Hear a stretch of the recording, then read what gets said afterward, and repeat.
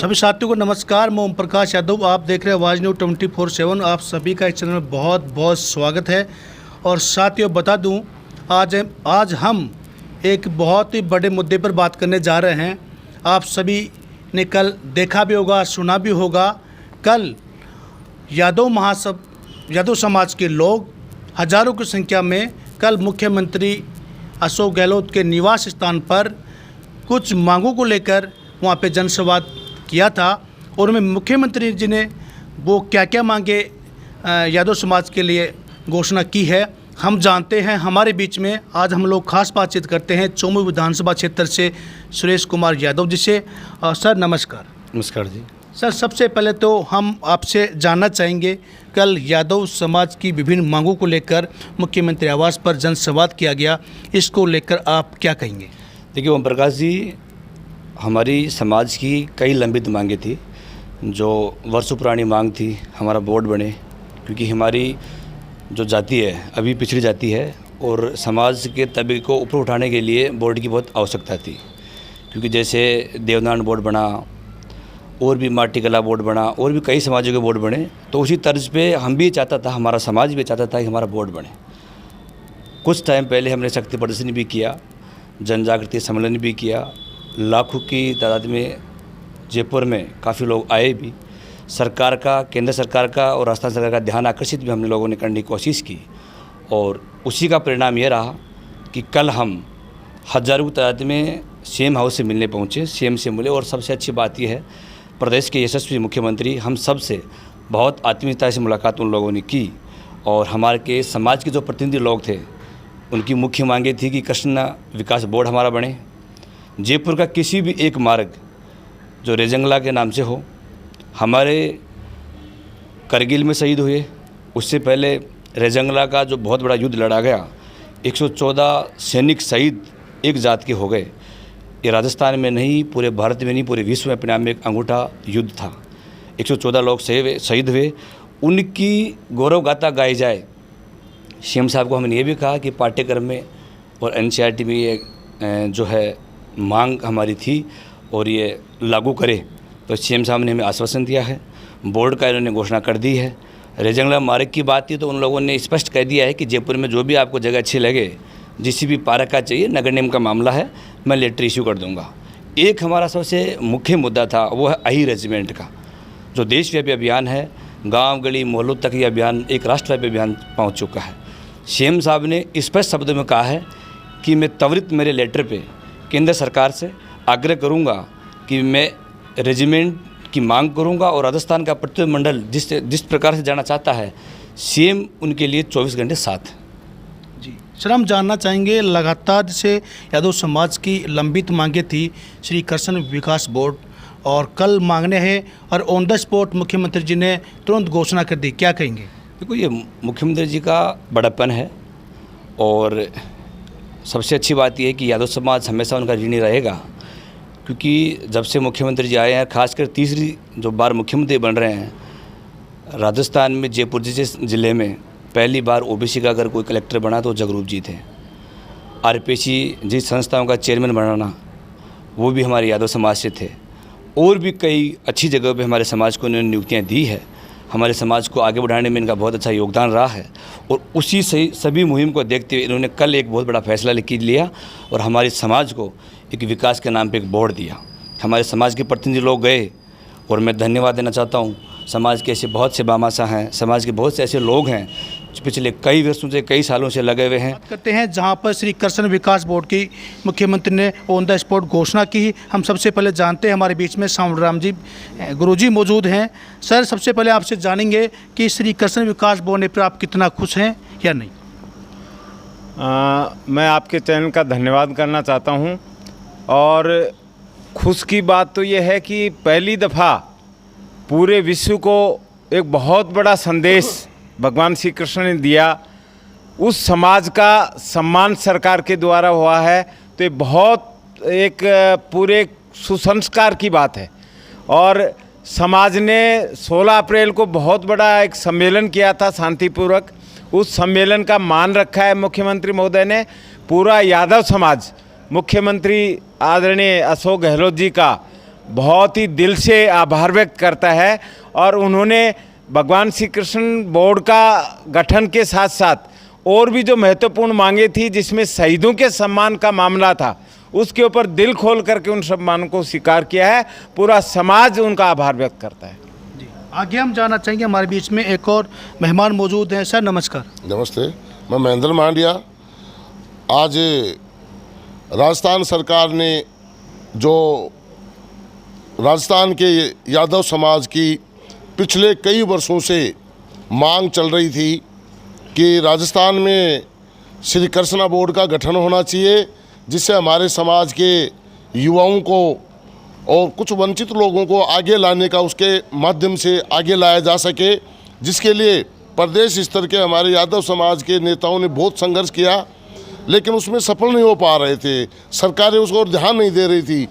पिछले 16 अप्रैल को आदरणीय सावंत राम जी के नेतृत्व में हमारे राजस्थान प्रदेश में जयपुर में 3-3.5 लाख यादव समाज के लोगों ने एकत्रित होकर के और माननीय प्रधानमंत्री जी को हाई रेजिमेंट बनाने के लिए और गहलोत जी को जो है श्री कृष्णा बोर्ड एवं अन्य 2-3 मांगे के प्रस्ताव दिया था, ज्ञापन दिया था, जिसको लेकर के राजस्थान सरकार के मुख्यमंत्री आदरणीय गहलोत जी ने परसों 25 जून को सभी समाज के लोगों को बुला करके और जो 16 अप्रैल को जो 3.5-4 लाख लोग वहाँ यादव समाज के एकत्रित हुए थे, उनका मान सम्मान रखा, जिसके लिए यादव समाज बहुत बहुत आभारी है। आगे हम बात करना चाहेंगे, हमारे बीच में दिनेश जी मौजूद हैं। सर क्या कहेंगे, सरकार को आखिरकार चुनाव से पहले मांगे माननी पड़ी, इसके लिए? सबसे पहले तो पत्रकार महोदय आपका और आपके चैनल का बहुत बहुत धन्यवाद और साधुवाद कि इस मुहिम में आपको मैं देख रहा हूं कि मार्च से लगे हुए थे। जब से हम कंधे से कंधा मिलाकर चल रहे थे तो आप भी चल रहे थे, और सरकारें बिल्कुल झुकती हैं, ये लोकतंत्र है। और जितनी हिस्सेदारी हम दिखाते हैं, जितने हेड काउंट हम कराते हैं, और उसका नतीजा निकलता है। लाखों की तादाद में समाज 16 अप्रैल को वीटी रोड मानसरोवर पहुंचा था। हमें तो तभी से उम्मीद थी, क्योंकि हर घर से एक समाज बंधु वहां पे पहुंचा था, जो कि हमारे लिए सबसे बड़ी बात थी। हम तो बस ये इंतज़ार कर रहे थे कि वो घोषणा कब होती है। वो शुभ घड़ी 25 तारीख को आई। ना केवल कृष्णा बोर्ड, इसके अलावा भी जो जो मांगे हमने सरकार से रखी, वो सरकार ने मानी है। मैं हमारे समाज के साथियों से यही कहना चाहूँगा, साथियों हमें इकट्ठा रहना है, यूनाइटेड रहना है। आपने और हमने सब ने देखा है, अगर हम इकट्ठे हैं तो हमारी मांगें मानी जा रही हैं। आज से 70 साल पहले नहीं तो यादवों को एक तरह से किनारा कर दिया जाता था। अब सरकारें हमें गिनने लगी हैं, और हम सरकार से और सभी राष्ट्रीय पार्टियों से भी अनुरोध करेंगे, चुनाव आने वाले हैं, और ये जब इस तरह की यूनिटी हमारे समाज में है, अगर 10-10 टिकटें आप लोगों ने नहीं दिया तो उसका भी खामियाजा आप लोगों को भुगतना पड़ेगा, क्योंकि राजनीतिक भागीदारियाँ भी अब हमें बढ़ानी होंगी। और आगे जब भी समाज बुलाएगा, इसी तरह हम लोग इकट्ठा होंगे और अपनी मांगें मनवाते रहेंगे। आगे हम बात करना चाहेंगे, हमारे बीच में रामदेव यादव मौजूद हैं। सर क्या कहेंगे, किस प्रकार से आप मुख्यमंत्री का धन्यवाद ज्ञापित करना चाहेंगे? ये हमारी यादव समाज की एकजुटता का परिणाम है, और मांगने से कोई देता नहीं है साहब। आज के ज़माने में समाज को एकत्रित होकर छीनना पड़ता है। तो हमारी दोनों सरकारों से मांगे थी, राज्य सरकार से और केंद्र सरकार से। राज्य सरकार ने हमारी मांगे मान ली समाज की, अब केंद्र समाज की बारी है। अगर केंद्र सरकार अरेंजमेंट गठन नहीं करता है तो उसके खिलाफ आंदोलन हम तेज करेंगे। और रही राजनीति की, अभी दिनेश भाई ने बताया, जो विधानसभा में ज़्यादा यादव समाज को टिकट देगा, यादव समाज उसका सपोर्ट करेगा। जी, आगे हम बात करना चाहेंगे, हमारे बीच में बद्री जी फौजी मौजूद हैं। हम इनसे बात करना चाहेंगे, सर अही रेजिमेंट के लिए भी मुख्यमंत्री केंद्र सरकार को पत्र लिखेंगे, क्या कहेंगे इसके संदर्भ में? सबसे पहले आपका और आपके न्यूज़ चैनल का मैं धन्यवाद करता हूं। जो भी मांग है वो समाज से ऊपर गई है। समाज इकट्ठा होकर के मुख्यमंत्री को दिया है और मुख्यमंत्री आगे भेजेगा। तो मैं तो एक फौजी होने के नाते ये बोल रहा हूँ कि जो हमारी मांग अही रेजिमेंट की है 100% हमको मिलेगी, क्योंकि हमारी कम्युनिटी आज राजस्थान में नहीं ऑल इंडिया में है, और ऑल इंडिया में ये एक युद्ध स्तर पर कार्य चल रहा है।